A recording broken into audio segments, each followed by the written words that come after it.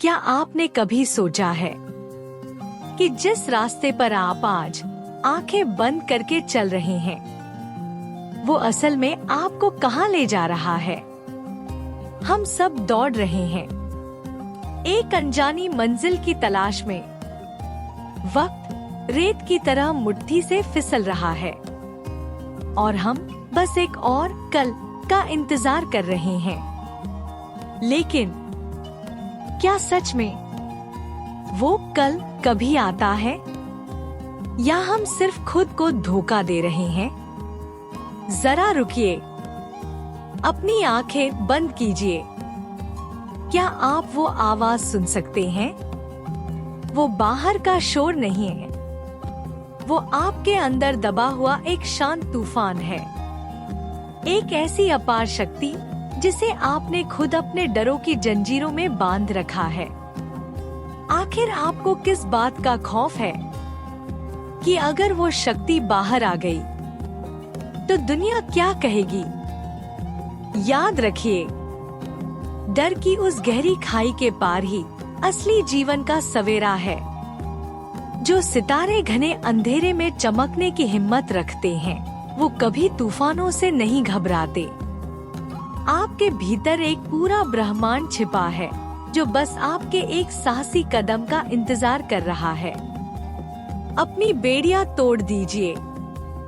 तो क्या आप तैयार हैं अपनी किस्मत की कहानी अपने हाथों से लिखने के लिए? सफर अब शुरू होता है। प्रकरण 12। भगवान श्री मेधा दक्षिणामूर्ति और उनका तत्व। प्रश्न 1। बहुआयामी रूप से पूजनीय भगवान ओम श्री मेधा दक्षिणामूर्ति की पृष्ठभूमि, धार्मिक महत्ता और विशिष्टता क्या है? दक्षिणामूर्ति तत्व क्या है? उत्तर। श्री मेधा दक्षिणामूर्ति विशेष रूप से भारत के दक्षिणी भाग में सुविख्यात हैं। उत्तर भारत में ईश्वर को सर्वोच्च, सर्वव्यापी, सर्वज्ञ और कालातीत अथवा समय से परे माना जाता है। श्री मेधा दक्षिणामूर्ति और ईश्वर इस ब्रह्मांड और चराचर जगत की उसी एक सर्वव्यापी शक्ति के पर्यायवाची हैं। उनसे ऊपर न कोई वस्तु है और न ही कोई व्यक्ति। ब्रह्मांड की समस्त ज्ञात ब्रह्मांडीय शक्तियां और पूजनीय देवता ईश्वर अथवा ओम मेधा दक्षिणामूर्ति की उपासना करते हैं। यदि कोई साधक अपनी साधना के दौरान अपने स्वयं के चिदाकाश में मौन की झलक पाता है या उसे अनुभव करता है, तो उसे मेधा दक्षिणामूर्ति और ईश्वर का प्रिय और कृपा पात्र भक्त माना जाता है। वे मौन के वास्तविक स्तंभ हैं और उनकी कृपा के बिना मानसिक मौन को प्राप्त करना या उसमें प्रवेश करना भी चिंतन की पहुंच से बहुत दूर है। मौन से ही समस्त शक्तियां मुक्त होती हैं। मौन में स्थित होना एक कला है और मौन होना वैसा ही है जैसे मेधा दक्षिणामूर्ति साक्षात ईश्वर के साथ एकाकार हो जाना। यह वह सर्वोच्च उपलब्धि है जिसका एक साधक स्वप्न और कल्पना कर सकता है। दक्षिण यम की दिशा है, अर्थात एक अंत, और अंत ही मौन है तथा मौन होना सर्वव्यापी होने के समान है। इसलिए मौन के क्षेत्र की दिशा का अनुसरण करना भी साधक को शक्तिशाली बनाता है और उसमें स्थित होना उसे ईश्वर के प्रतिरूप या छवि के रूप में प्रतिष्ठित कर देता है और तदनुसार ही उनकी वंदना की जाती है। इसके अतिरिक्त भगवान दक्षिणामूर्ति के नाम में ता का अर्थ है दाता, क्षि अर्थात प्रकाश का रचयिता। इसका अर्थ यह है कि इस संसार का आदि, मध्य और अंत है, और भगवान दक्षिणामूर्ति इन तीनों आदि, मध्य और अंत से परे हैं। दूसरे शब्दों में यह संसार परिवर्तनशील है। यह समय के साथ निरंतर बदलता रहता है और अंततः पूर्ण रूप से विलीन हो जाता है। दक्षिणामूर्ति ही सृष्टि के कारण हैं और वही इसके प्रलय के भी कारण हैं। मूर्ति शब्द मूर्त का प्रतीक है, जिसका अर्थ उस मुख से लगाया जा सकता है जिसे एक दिशा के रूप में व्याख्यायित किया जा सकता है, और मूर्ति का अर्थ है जिसे पहचाना जा सके। माया के माध्यम से पहचानना सरल होता है, जबकि अमूर्ति आध्यात्मिक विकास के लिए अनुसरण की जाने वाली वह दिशा प्रदान करती है जो अंततः यम अर्थात अंत की ओर ले जाती है, जिसका अर्थ है मौन क्षेत्र की ओर। दक्षिणामूर्ति अहंकार रहित हैं और अनेकत्व से परे हैं, इसलिए दक्षिणामूर्ति विनम्रता से परिपूर्ण है। दक्षिणामूर्ति साधक को आध्यात्मिक उत्थान के लिए एक ऐसी दिशा प्रदान करने का प्रतीक है जो उसे सहस्रार में विलीन होने से पूर्व अंततः मौन के क्षेत्र तक ले जाती है। अतः सहस्रार से पूर्व यह दक्षिणामूर्ति है और सहस्रार के पार यह दक्षिण अमूर्ति है। यदि इसे प्राप्त कर लिया जाए तो यह साधक के जीवन की सर्वोच्च उपलब्धि है, जो कि परम तत्व में विलीन होना है और तत्पश्चात उसी परम तत्व से प्रकट होना और जीवन मुक्त के रूप में ईश्वर के साथ रहना है। इसके अतिरिक्त दक्षिणामूर्ति उस परम का स्रोत हैं और वही परम प्रकाश का स्रोत हैं। दक्षिणामूर्ति अर्थात ईश्वर के इस उच्चतम अर्थ की तुलना किसी भी भाषा के किसी भी विद्यमान शब्द से नहीं की जा सकती। प्राचीन साहित्य के गहन अध्ययन के पश्चात यह स्थापित किया गया है कि 5 ब्रह्मा हैं। सदाशिव प्रथम ब्रह्मा है। सदाशिव में ब्रह्मा के 5 मुखों की सभी दिशाएं समाहित हैं। सदाशिव के 3 मुख ब्रह्मा, विष्णु और महेश्वर के हैं, जिनकी ब्रह्मांड में विशिष्ट भूमिकाएं हैं, जो कि सृष्टि, स्थिति और लय है। सदाशिव का 4था मुख दक्षिणामूर्ति अंत में आता है, क्योंकि उनके पास करने या व्यक्त करने के लिए कोई कार्य नहीं है। दक्षिणामूर्ति सदैव मौन रहते हैं। उनका कार्य अनंत काल से जारी है, जो कालातीतता में या करोड़ों वर्षों से है। संपूर्ण सृष्टि का लय या उपसंहार दक्षिणामूर्ति द्वारा ही होता है और यह सृष्टि पूर्णतः दक्षिणामूर्ति की एक लीला है। वे जानते हैं कि यह उनकी लीला है। उन्हीं के द्वारा ब्रह्मा और विष्णु सृष्टिकर्ता और पालन करता है। दक्षिणामूर्ति स्वरूप अर्थात रुद्र और महेश्वर मौनी या शांत हैं। वे मुख्य रूप से मौन और ध्यानावस्था में रहते हैं और मौन में ही संवाद करते हैं। इसके अतिरिक्त दत्तात्रेय ब्रह्मा, विष्णु और महेश के मिलन के प्रतीक हैं और इन तीनों के साथ संयुक्त 4था ब्रह्मा दक्षिणामूर्ति है। जैसा कि ऊपर वर्णित किया गया है, दक्षिण अंत है, जिसका अर्थ है शून्य। यह दर्शाता है कि वहां कुछ भी नहीं है। शून्य में स्थित किसी भी वस्तु को भौतिक आँखों या कल्पना द्वारा नहीं देखा जा सकता। दूसरे शब्दों में, दक्षिण का अर्थ है परे से भी परे, अतीतातीत, अर्थात पूर्ण शून्य और परम मौन। यदि कोई पूर्व की ओर मुख करता है तो उसका दाहिना हाथ दक्षिण की ओर और बायां हाथ उत्तर की ओर जाता है।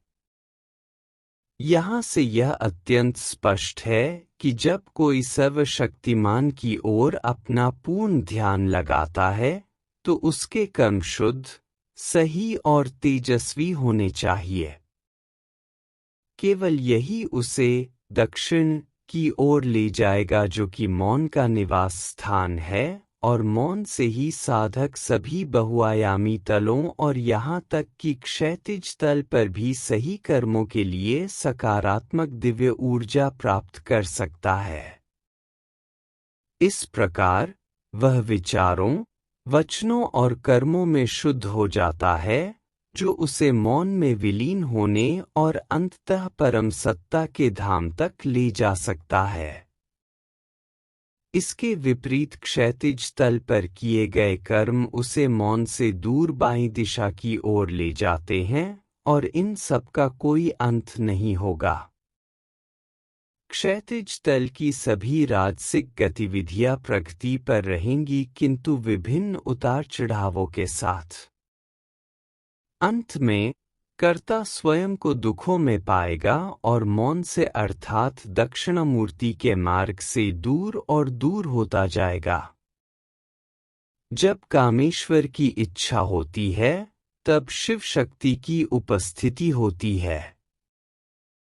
शिव और शक्ति के ऊपर दक्षिणामूर्ति का मंडल है, एक पूर्ण मिलन, परम मौन का धाम। शिव शक्ति के विलय से सदाशिव पर कोई संस्कार शेष नहीं रहता।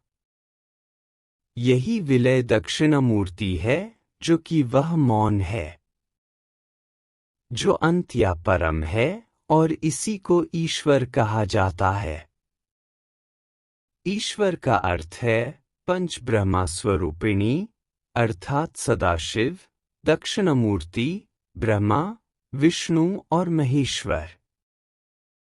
वह वाक अर्थात वाणी और संस्कारों से परे ललिता है। वह पूर्ण मौन का निवास स्थान है। इसलिए दक्षिण अमूर्ति ललिता के समान है।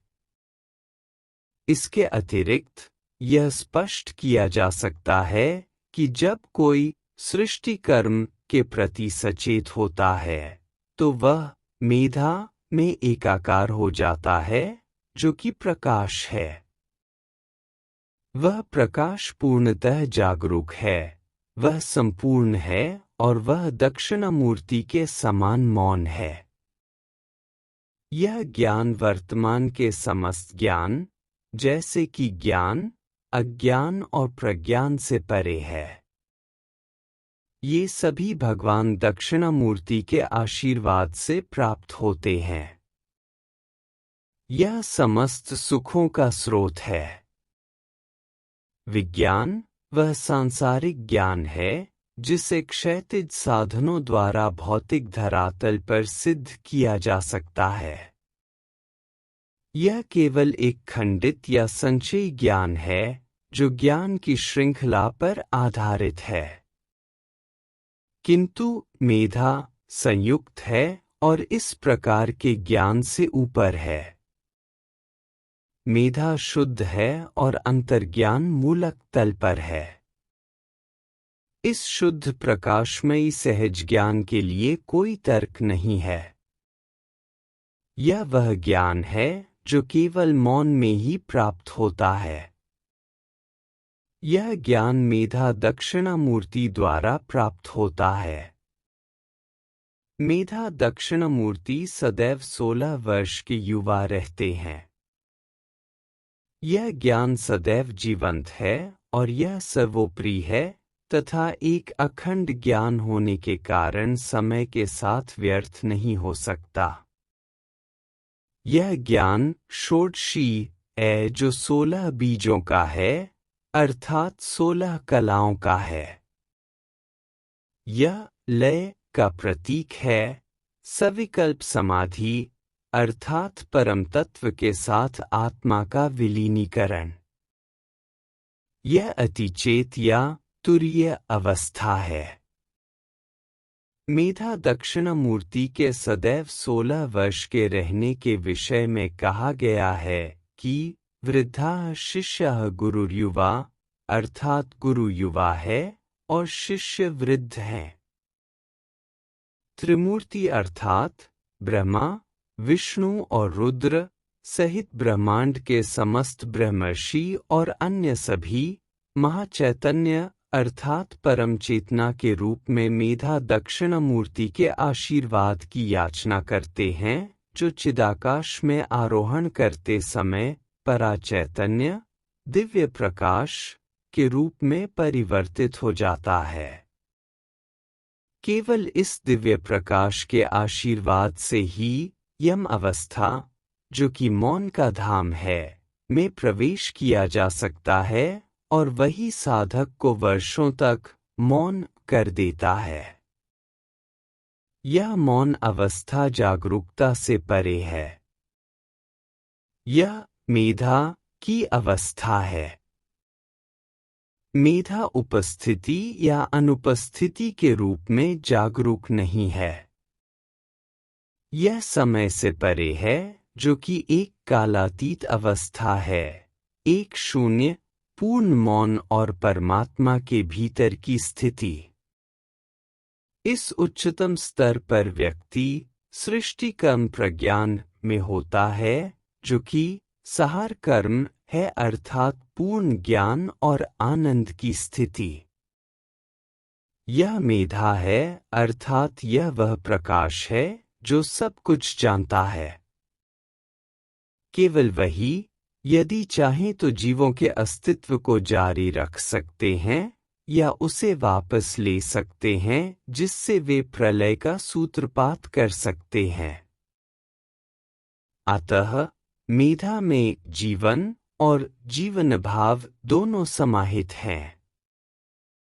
जब वे इस ब्रह्मांड में जीवन को निरंतर रखते हैं, तो उन्हें मेधा दक्षिणामूर्ति कहा जाता है, और जब वे जीवन को वापस ले लेते हैं, तो उन्हें दक्षिण अमूर्ति कहा जाता है। यदि ऐसा घटित होता है, तो इसे विलय से परे की अवस्था कहा जाता है, जो अमूर्ति है। यह वही स्रोत प्रकाश है जो कार्य और कारण के रूप में सृजन करने के लिए स्थित है, और इस प्रकार जीवों की अभिव्यक्ति और बहुगुणन का क्रम चलता रहता है। साथ ही मेधा में उपसंहार और लय की क्षमता है, और तब इसी अवस्था में प्रलय आता है। इसके अतिरिक्त वट वृक्ष वह सृष्टि है जिसमें वात या प्राण ऊर्जा द्वारा प्रत्येक जीव निर्मित होता है और शरीर का रूप धारण करता है। अतः प्रत्येक जीव के शरीर को वट वृक्ष के समान माना जाता है। मूल सृष्टि का कारण है। साथ ही कर्मों की इच्छा ही कारण है, जो पुनरुत्पादन के लिए स्त्री और पुरुष के मिलन को वश में करती है। इसी प्रकार सृष्टि मूल विज्ञान और प्रज्ञान की ओर संकेत करता है, जो मेधा अर्थात मौन है। यह अखंड आध्यात्मिक और ब्रह्मांडीय सहित समस्त ज्ञान का आधार है।